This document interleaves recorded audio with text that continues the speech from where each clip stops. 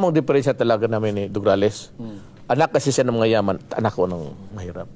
Kaya pagdating sa tao, talagang tutumbahin ko siya. Because alam ng tao na mahirap ako. An ideal, baski ano ako, hindi ako tumatawa. Ito si Dugrales, always smiling yan. Bako, I seldom smile, may problema. But alam ng tao na I can reach the deepest sentiment of a human being.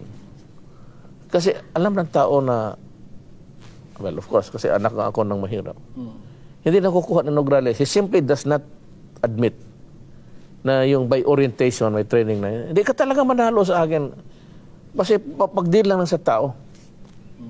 Kita mo, even yung mga ano niya, even yung, you know, yung advertisements na this is donated by, pati yung mga sardinas mo, lagyan mo ng Dugrales. Para bang ilagay mo sa tao na may ginagawa ka, pera naman ng gobyerno, lagay mo na may utang na loob ang tao sa iyo na magtrabaho ka. Alam mo, baski ganun lang kahirap yung mga yan. Nagpila lang yan noon sa kalahi mo. Talaga because kasi tao, pag may sardinas na libre, may lagyan mo noon kalahi, Dugrales. Alam mo ang tao niya pagdating sa eleksyon, malano, tanginan to.